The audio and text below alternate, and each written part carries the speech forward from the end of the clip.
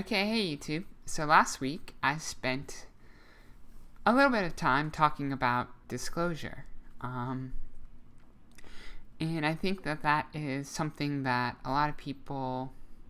kind of struggle to figure out when is the right time to tell someone and kind of what's the right way to do it. And so disclosing, say, to a parent is much different than disclosing to a partner, in that a parent at some point is going to find out or figure it out, whereas a partner doesn't necessarily have to know ever.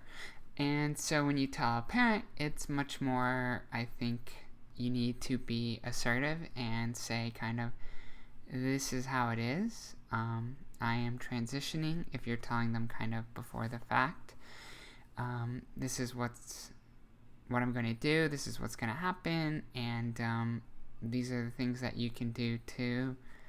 sort of be supportive. And if you're not willing to do those things, then, you have to be willing to kind of, put your boundaries in place with family in order to kind of move on with your life. Because a lot of the times what's going to happen is that family is going to tell you, no, you shouldn't do this, or if you really thought about it,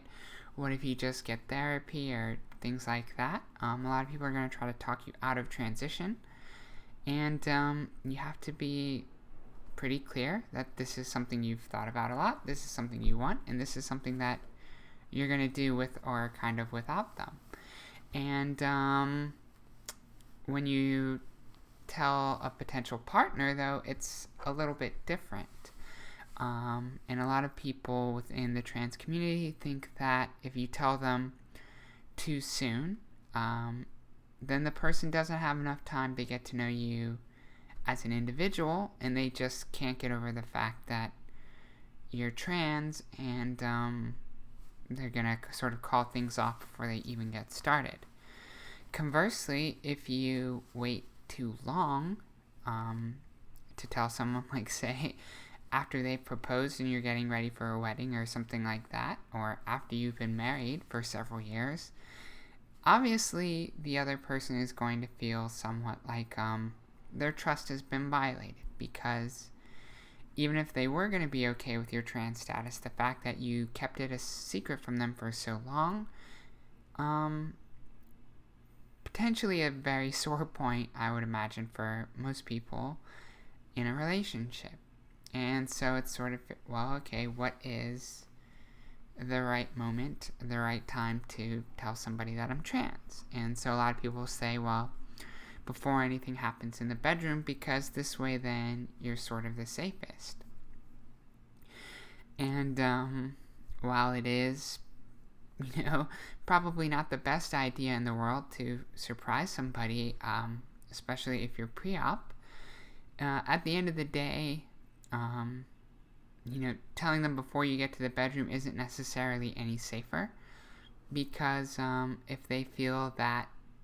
you've sort of humiliated them, or they've been humiliated, or especially like if